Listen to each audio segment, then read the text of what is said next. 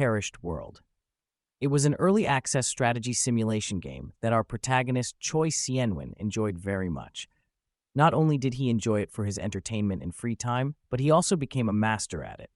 In each match in Perished World, 32 players acted as gods whose task was to develop the various races, such as humans, elves, orcs, and the others, into a modern civilization and fight each other. And now the match was coming to its culmination, and the armies of the two remaining players clashed in one last desperate battle for first place on a battlefield engulfed in flames and smoke. The two armies prepared for battle, awaiting the command of their deities. Their banners unfurled in the wind, and their spears glistened in the glow of the flames. The decisive battle was about to begin. As soon as the command onwards was heard from above, the armies came into motion, shouting the name of their deity, Nebula, which was the game nickname of the protagonist. They rushed to the attack. The opposing army also rushed to attack, wanting to defeat Nebula's continued hegemony in the name of their deity. Choi Sienwin had been undefeated for 11 months now, and if he could win today, he would become the champion for 12 consecutive months. This battle was nothing more than a small skirmish, and the victory in this entire war depended on the strategy chosen and realized by the player, controlling the entire race. Each of the armies was controlled by a real player, and each of them chose a different development path for their civilizations. The Orc race developed their physical strength magic and rapidly increased their population, while the human race, under Nebula's control, chose the path of technology and already had firearms, even cannons that seemingly should not have left a chance to their primitive opponents. But thanks to magic, things were not so hopeless for the orcs, and their battle mages managed to stop the cannonballs flying at them. However, this was just the beginning, and Nebula was already preparing to release their next secret weapon. It was an air force that would wipe out the enemy army from the face of this planet. This was certainly a problem for his opponent, but he had something to answer for, and with a few taps on his virtual keyboard, he summoned an equally devastating weapon. Thanks to his specialization in magic, he was able to summon a multitude of lightning bolts from the heavens, which simply vaporized the enemy army. As battle after battle went on, it was like a chess game where only a well-thought-out strategy in knowledge of his opponent and his strategy could guarantee victory. Gradually, Nebula reached a level of technology comparable to the period of the end of World War II, which allowed him to use massive airstrikes, wiping out all enemy armies on the ground. And looking at it all from his monitor, he decided that everything he needed was ready and he could finish the game, not for nothing. After all, he had spent so much resources and time on research. For this, he was going to use one of his strongest weapons, the nuclear strike.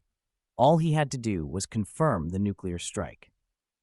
In the name of his deity at his command, the nuclear missiles were immediately launched, and a multitude of intercontinental ballistic missiles with dozens of nuclear warheads rose into the air from his base at once. All of his nuclear missiles were launched simultaneously and flew toward the enemy base. The terrified and unaware orcs could only point their fingers at the sky and stare at the death flying at them. But the player leading them was ready even for such a move, and only chuckling, asked Nebula in the voice chat if he hoped that he was not prepared for this right. Gathering his divine power into a fist and clutching his scepter tighter, he activated a defense spell immediately after rockets from missile defense systems were launched from his nation's territory, which should have successfully intercepted Sun 1's nuclear missiles. But even that was within his calculations. The enemy's missile defenses could not keep up with him and his brilliant plan for victory. However, he had to admit that his opponent was well prepared and wasn't a loser at all. While the enemy's missile defense was shooting down nuclear missiles one after another, and the perished world sky was illuminated by powerful explosions, Nebula moved on to the next point of his plan and launched another missile, which was bigger than the others. It did not fly straight to the enemy base like the others, but flew straight into open space. There all the stages of the rocket, which had already fulfilled the role of the gas booster, separated, and only the warhead remained. It flew straight, vertically down on the capital of the enemy empire, or rather, on the main temple, where the emperor was hiding and praying to his deity. When the Orc Emperor heard the news of nuclear missiles being launched towards his country, he went to pray in the temple. In real life, in a non-hierarchical society, a ruler praying to a god in the face of danger to his country might seem ridiculous or even pathetic, but in the perished world, it was different. His opponent was hoarding as much faith as possible instead of putting resources into research while Nebula developed his nuclear weapons. In Perished World, the players acted as gods. They could intervene to some degree in the affairs of the race or nation under their rule, and through this, they sought to spread their influence among the rest of the Perished World's creatures and gain fears. These followers then produced a resource called faith, which allowed the players to perform miracles to protect their followers and keep them safe. This was why his opponent originally chose orcs as his primary race, because they multiplied quickly and could produce a lot of faith. However, even such an unexpected and ingenious attack did not surprise his opponent, who looked at his followers, only marveled at their persistence in prayer, the energy and power gained from their faith. He transformed into another spell, and clouds of blue smoke began to surround the approaching missile. In an instant, it all turned into a huge fist that grabbed and stopped the missile. It was the first of a huge orc-like creature, hundreds of meters tall. Watching all of this, the opponent started laughing at Nebula and reminded him that here in the Perished World, faith always brings results. He was sure that victory was in his pocket, and with such an unlimited resource of loyal followers, he was in no danger. Sunwin just chuckled at this. Even so, he was still bored. Even though his opponent was not bad and used a good strategy known among players as Holy Orc strategy, his opponent continued to laugh, confident in his victory, asking if he could see it. His avatar was now right next to his summoned orc. He proudly announced that it was his own freshly optimized Holy Orc strategy. This player was the second-ranked player on their server, and he was now confident of his victory. So he suggested that someone just give up looking at his relaxed and laughing opponent on the monitor. Sunwon realized why he was only the second-ranked player on their server and had never gone higher. The reason was because he was overconfident. However, his strategy wasn't perfect, and Sunwon was very familiar with it. Orcs were chosen as the main race to rapidly increase the population, and as the believers increased, the resources of the faith were also rapidly accumulated. The missing science, technology, and culture were conquered by invasion. It wasn't a bad strategy, constantly receiving good reviews as the large amount of accumulated faith and the large number of orcs gave an advantage in warfare. However, he knew how to counter such a strategy. Although orcs are an easy race to recruit, it's quite a feat to have gathered so much faith already. However, against his own strategy, orcs were difficult to counter, as he had chosen the skies as his battlefield so that he could freely prepare kinetic attacks.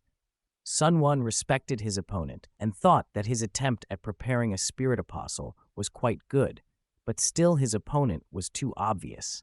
And thanks to the fact that Sunwon ruled the heavens and was constantly developing his technology, he was able to create and launch into space an artificial intelligence-controlled military satellite made from ancient relics, utilizing the endless space above his enemies' heads. He was able to place a satellite there with a secret weapon, giant metal tungsten rods, which, although they contained no explosives, weighed 10 tons each, and as they began to fall, they moved very slowly at first, but soon gravity accelerated them to the point where they began to glow red-hot through the atmosphere. His opponent, looking at all this, was not on a joke, surprised to such a thing. He was certainly not ready. He could only swear and curse his ingenious opponent, who first threw nuclear missiles at him and now was going to finish him off with a kinetic bombardment from space. He gave a desperate command to his Holy Orc to block at least the rod that was flying straight at the temple with the Emperor inside. But Sunman looked at his pathetic attempts and knew that none of this would work, even if it was just a few tungsten rods. Once they entered the atmosphere, the rods would accelerate so much that the force of their impact would be comparable to a nuclear weapon, and cumulative acceleration of gravity will add up. Despite the stork's best efforts, there was nothing he could do about it, and the rod simply passed through him like a knife through butter, feeling no resistance, and it was too late for his opponent to do anything about it, because once they reached the ground, the rods brought about Armageddon. The entire capital of his empire was destroyed, and the entire population wiped out. But most importantly, one of the rods hit the Orc Emperor, and nothing could protect him. Even the countless protective spells cast on him were not enough, and he was simply crushed and dropped his staff of power, along with the imperial palace. The underground temple has collapsed too, and now all the faith that his opponent had been building was shattered and gone. He was immediately surrounded by many notices that his spells were losing power and disappearing for lack of faith, and when faith fades, her apostle disappeared with it. Now his adversary was confused and unable to control and defend his civilization.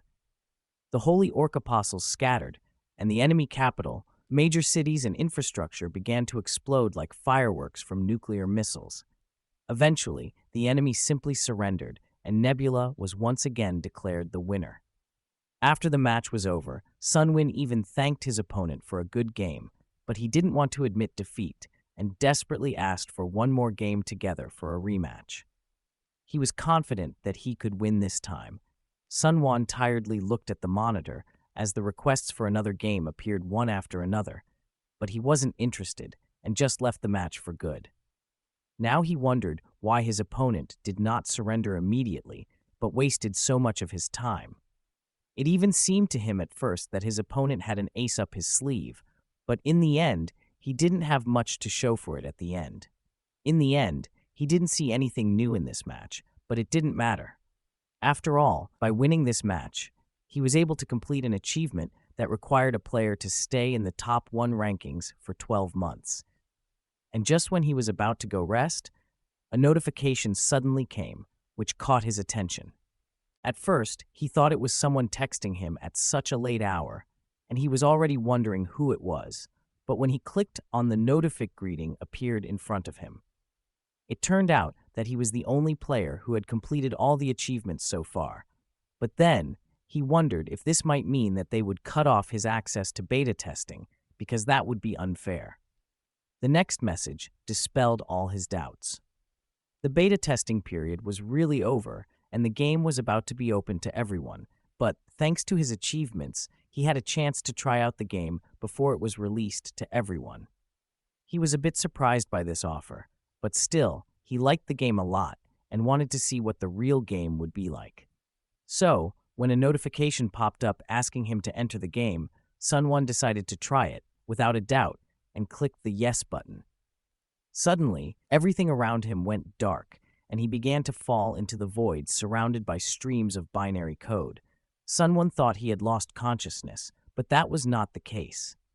When his vision cleared, the night sky, which he had thought was pitch black, was not quite empty, but filled with many stars.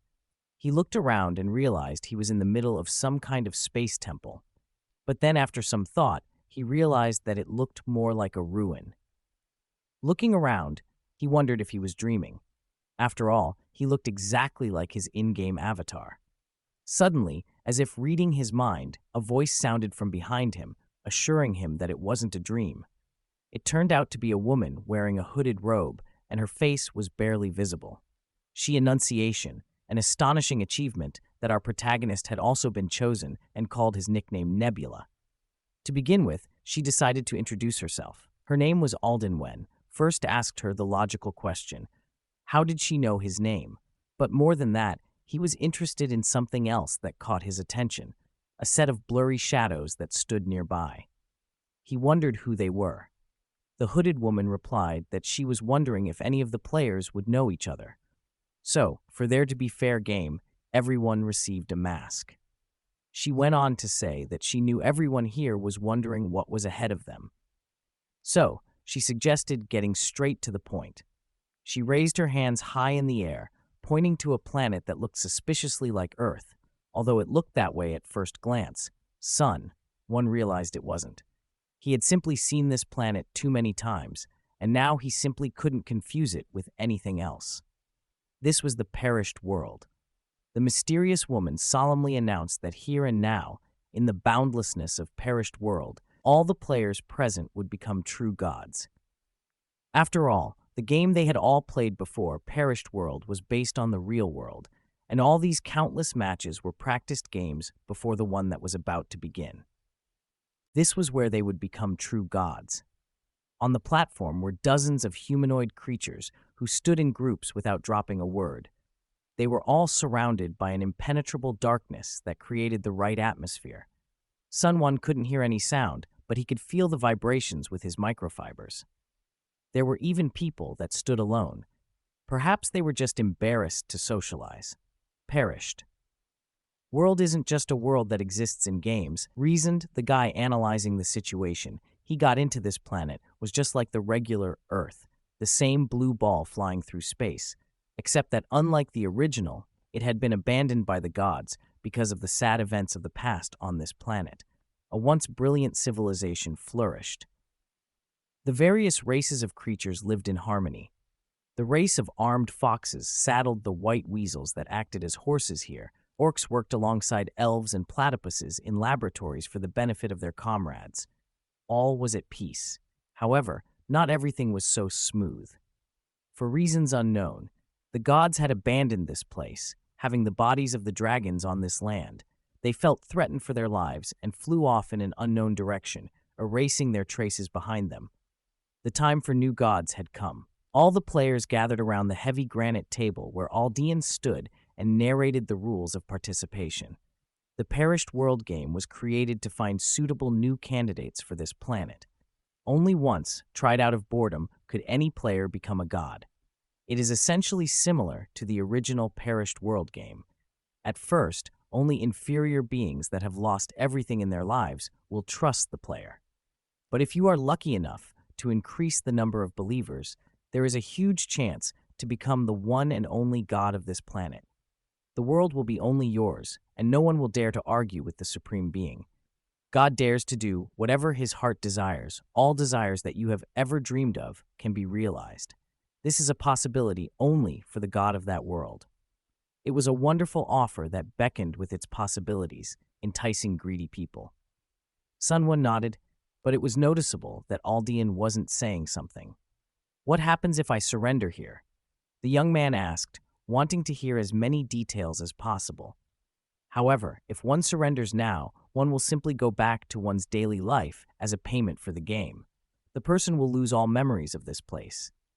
But what happens if one surrenders in the middle of a challenge? There is no such clause. It was simply impossible to give up.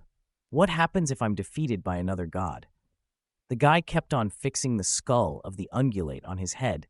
In that case, the loser would meet a divine end. The watchers will welcome such a spectacle. It will be great entertainment for them. This was the answer that Sunwon had expected.